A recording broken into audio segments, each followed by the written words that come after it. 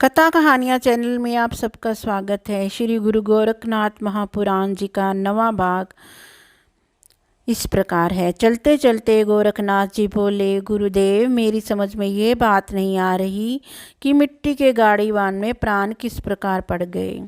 मछिंद्रनाथ गोरखनाथ को अनुभवहीन समझकर बोले, बेटा अब तुम बद्रीनाथ आश्रम जाकर शिव जी भगवान का ध्यान रख तपस्या करो और उन्हें प्रसन्न कर वरदान प्राप्त करो। अभी तुम्हें शिव कृपा की आवश्यकता है। शिव की कृपा के बिना सभी विद्याएं अधूरी हैं। अगर तुमने शिव कृपा प्राप्त कर ली तो मिट्टी का गाड़ीवान बनाते समय संजीवनी विद्या पाठ याद करने की भूल कभी नहीं करते। कभी कभी ऐसी भूलों के कारण अर्थ की जगह अनर्थ हो जाता है। अपने गुरु की बात सुनकर गोरखनाथ जी बोले, गुरुदेव मुझे भगवान शिव जी को प्रसन्न करने के लिए कौन सी विद्या अपनानी होगी। योगी मछिंद्रनाथ जी बोले, बेटा बद्रीनाथ आश्रम के निकट ही तपोवन है।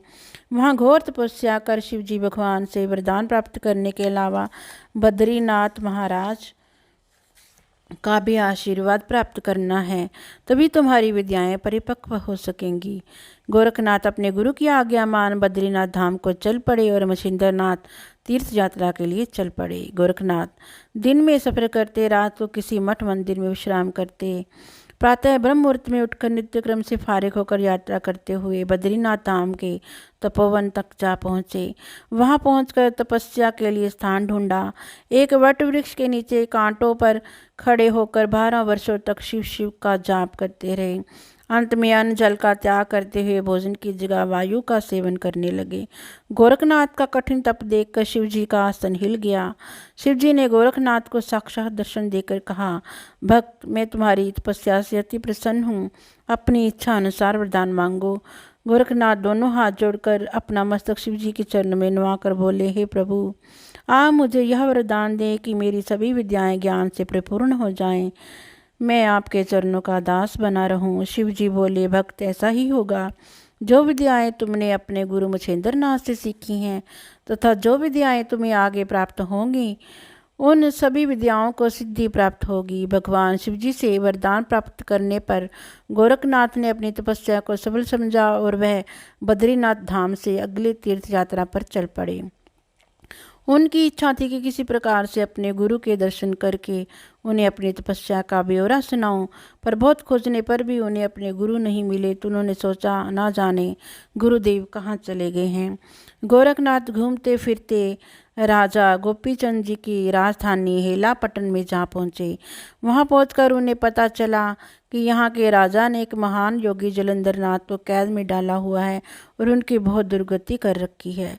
गोरखनाथ राजा की माता मेनावंती से भी मिले, जो साधु संतों की सेविका थी। गोरखनाथ के ज्ञान बल पर मेनावंती मोहित हो गई और उनकी विद्या देखकर उनकी शिष्या बन गई।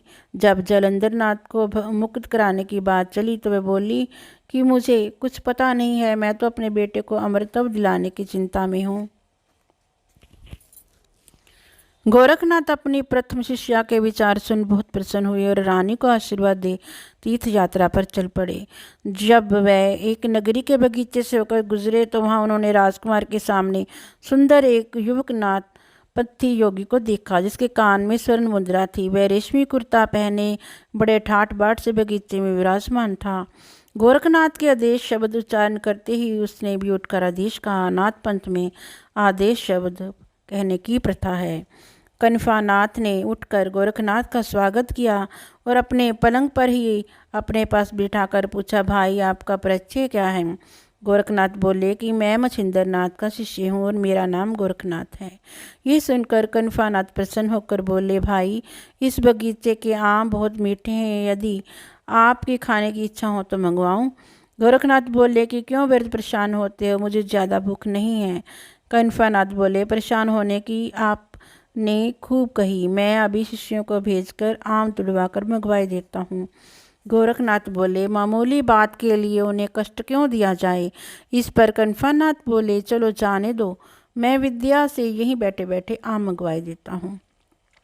अपनी विद्या का चमत्कार दिखाने के लिए विभक्त शस्त्र के मंत्रों द्वारा अभिमंत्रित भस्म को आम के वृक्षों की तरफ फेंका, जिससे पके हुए आम टूटकर धरती पर गिर गए। उसके पश्चात अभिमंत्रित भस्म फेंकने पर वह गिरे हुए आम खींचकर वहीं आ गए जहाँ कनिफानाथ और गोरखनाथ विराजमान थे।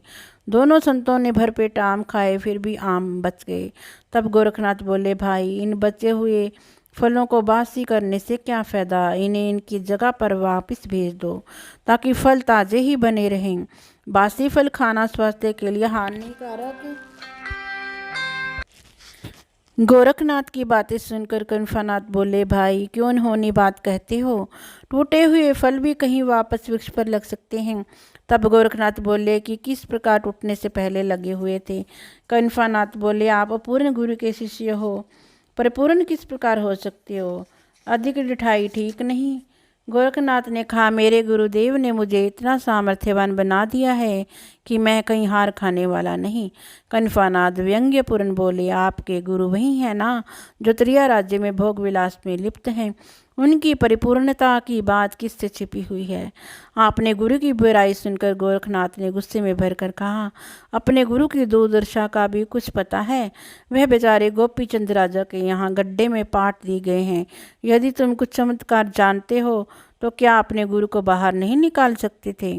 तुम्हें विश्वास न हो तो हेलापटन जाकर अपनी आंखों से अपने गुरु की दुर्दशा देखो। ईंट का जवाब पत्थर की तरह मिलने पर कनिफानाथ काफ़ी लज्जित हो गए और उनसे कोई उत्तर देते नहीं बना। तब गोरखनाथ बोले, मेरे गुरु की विद्या का चमत्कार देखना चाहते हो तो लो देखो, अभी ये टूटे हुए आम वृक्ष पर लटकते दिखाई देंगे, तभी तुम मेरे गुरु को परिपूर्ण मानोगे। कनिफानाथ बोले, कुछ करके भी तो दिखाओ, तभी तो तुम्हें जानेंगे। कोरे गाल बचाने से भी कोई लाभ नहीं। गोरखनाथ को कनिफानाथ की बात बहुत बुरी लगी, फिर भी शांति धारण कर उन्होंने प्रेत शास्त्र और संजीवनी विद्या के मंत्रों से अभिमंत्रित भस्म आमों पर डाली तो आम पक्षियों की भांति उड़कर वृक्षों की डालियों पर अपनी अपनी जगह पर जा लटके। गोरखनाथ का चमत्कार देख कनिफानंद को बहुत आश्चर्य हुआ। उन्हें बिल्कुल भी विश्वास नहीं था कि टूटे हुए फल वापस वृक्षों पर लग सकते हैं। कनिफानाथ को अपने व्यवहार पर बहुत गिलानी हुई। वह अच्छी तरह समझ गए कि मैं गोरखनाथ से विद्या बुद्धि में काफ़ी पिछड़ा हुआ हूँ। मेरे गुरु ने सच ही कहा था कि गोरखनाथ बहुत विद्वान है। कनिफानाथ ने गोरखनाथ से अपने दुर्व्यवहार के लिए क्षमा प्रार्थना की और कहा, आपकी विज्ञान विद्या देखकर मैं समझ गया कि मुझे तो अभी बहुत कुछ सीखना है। गोरखनाथ बोले, भाई, कोई बात नहीं, मेरे लिए तो ये अच्छा ही हुआ क्योंकि आपके द्वारा मुझे पता चला कि मेरे गुरुदेव जी कहाँ हैं। अब उन्हें ढूंढने में मुझे बहुत आसानी होगी और आपके बगीचे के मीठे आम कभी भी भुलाए नहीं जा सकते। गोरखनाथ की वार्ता सुनकर दोनों संत सम्मानपूर्वक गले मिले। कनिफानाथ राजा गोपीचंद की नगरी में अपने गुरु का उद्धार करने चल पड़े। गोरखनाथ त्रिया राज्य की ओर। सज्जनों, गोरखनाथ सोच विचार करते हुए मंजिल दर मंजिल तय करते हुए त्रिया राज्य की सीमा पर जा पहुँचे जहाँ पुरुष प्रवेश वर्जित था। गोरखनाथ वहाँ एक पत्थर शिला पर हरि गुणगान करते हुए विचार मगन हो गए। जब काफ़ी समय बीतने पर भी कोई उपाय नहीं सूझा तो इस आशा निराशा से मुक्ति पाने की सोच रहे थे, तब क्या देखते हैं कि जिधर से मैं आया हूँ उधर से एक रथ आ रहा है, जिसमें एक नारी यौवन संपन्न अप्सरा के समान अति सुंदर वस्त्र धारण किए अपने सखियों के संग तबले सारंगी लिए रथ से उतर विश्राम करने को गोरखनाथ जी के ही निकट ठहर गई। तभी गोरखनाथ ने उस अप्सरा समान सुंदरी से पूछा, आप कहाँ जा रही हैं और कहाँ जाएंगी? उसने उत्तर दिया, हम पास ही में जो महेंद्रगढ़ है वहाँ की रहने वाली हैं, उत्तरिया राज्य में जाने के लिए विचार से यहाँ आई हैं। गोरखनाथ ने प्रश्न किया, किस कार्यवश? तो उत्तर मिला कि संगीत कला का प्रदर्शन करने के लिए। गोरखनाथ जी बोले, तो यहाँ कोई संगीत कला विशारद नहीं है? वे सुंदरी बोली, है, क्यों नहीं, काफ़ी है, परंतु सबकी कला जुदा जुदा होती है और यहाँ की महारानी मैनाकिनी नवीनता प्रिय है। गोरखनाथ जी बोले, आप कौन सा पाठ करेंगी और आपका नाम क्या है? सुंदरी ने उत्तर दिया, आप ध्यान से सुने, मैं एक विधवा नारी हूँ और नाच गाना मेरा व्यवसाय है। कलिंगा रानी मेरा नाम है और जो पूछना चाहोगे तो पूछिए। गोरखनाथ जी बोले, माता जी, हम साधु संत हैं, हमें व्यर्थ की बातों से क्या मतलब? मेरा अभिप्राय तो केवल इतना ही है कि आप मुझे भी अपने साथ ले चलें। गोरखनाथ की बात सुनकर कलिंगा सुंदरी खिलखिला कर हंस पड़ी और बोली, संत होकर त्रिया राज्य में चलने की आपकी मंशा बयान करो। ये तो मैं भी जानती हूँ कि कामदेव का प्रभाव बड़े बड़े ऋषि मुनि नहीं संभाल सके। कलिंगा की बात सुन गोरखनाथ जी बोले, माता जी यह बात नहीं है, मैं तो बाल ब्रह्मचारी हूँ और पेट भरने को केवल 2 रोटी चाहिए। मेरी तो केवल वह राज्य देखने की इच्छा है। गोरख गुरु की बात सुनकर कलिंगा रानी ने सोचा, इतना सच्चा आदमी इस पृथ्वी पर मिलना दुर्लभ है जिसे पेट भरने के वास्ते 2 रोटियां चाहिए। पर समस्या तो ये है कि ये हमारे साथ जाएगा किस प्रकार। फिर बोली, संत जी हम आपको किसी भी प्रकार अपने साथ नहीं ले जा सकती, उस राज्य में पुरुष वर्जित हैं। गोरखनाथ ने पूछा, पुरुषों की मनाही का क्या कारण है माता जी? कलिंगा सुंदरी बोली, सुना है यहाँ पवन पुत्र हनुमान जी का गर्जना करते हैं, जिसे सुनकर पुरुष जीवित नहीं रहता है और स्त्रियां गर्भवती हो जाती हैं और उनकी कन्याएं भी उत्पन्न होती हैं। गोरखनाथ बोले, बड़ी विचित्र बात है यही सुन। कलिंगा रानी बोली, ब्रह्मचारी जी मुझे तो यहाँ जलवायु का ही गुण मिल दिखाई देता है, जिसकी वजह से पुरुष मर जाते हैं और स्त्रियां गर्भवती हो जाती हैं। गोरखनाथ जी बोले, योगी सन्यासियों का पवन पुत्र कुछ नहीं बिगाड़ सकते। अगर उन्होंने मुझे सताने की कोशिश की तो मुझे भी उपाय करना पड़ेगा। कलिंगा सुंदरी बोली, ऐसा आप पर क्या उपाय है? गोरखनाथ जी बोली, मैं अपने तपोबल से स्त्री का बाना बदल सकता हूँ। जब मैं स्त्री का वेश बदल लूँगा तो हनुमान जी भी मुझे पुरुष ही नहीं कह सकते। कलिंगा सुंदरी को गोरखनाथ की वार्ता में बड़ा आनंद आ रहा था। वह बोली, अब तो तुम्हें भी गर्भवती होना पड़ेगा। गोरखनाथ बोले, योगियों पर हनुमान जी के प्रभाव का कोई असर नहीं पड़ेगा। तब कलिंगा रानी बोली, वहाँ आपको किस बहाने से ले चलें?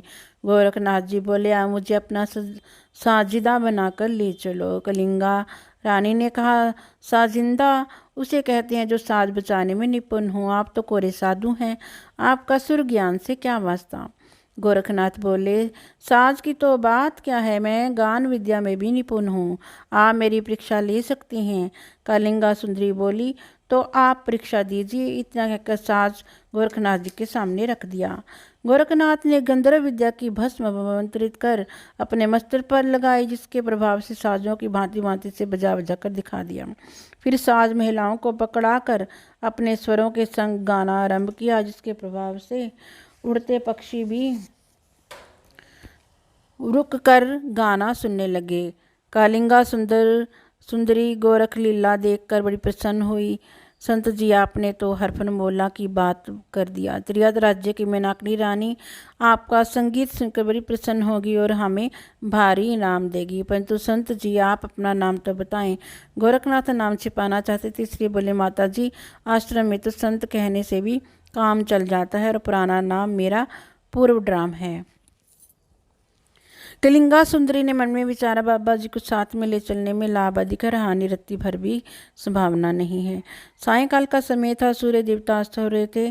कलिंगा सुंदरी ने सहेलियों के संग रथ से उतरकर पहले भोजन किया और फिर बिस्तर बिछाकर सोने की तैयारी की और गोरखनाथ को 2 रोटी देकर बोली, संत जी अब आप भी सोने की तैयारी करें। गोरखनाथ बोले, माता जी नींद तो अभी आ नहीं रही है, फिर हम संतों का क्या सोना क्या जगना, हम तो बैठे बैठे ही जागरण कर लेते हैं और सो भी लेते हैं। इतना सुन कलिंगा सुंदरी अपनी सहेलियों के साथ लेटकर खराटे भरने लगी।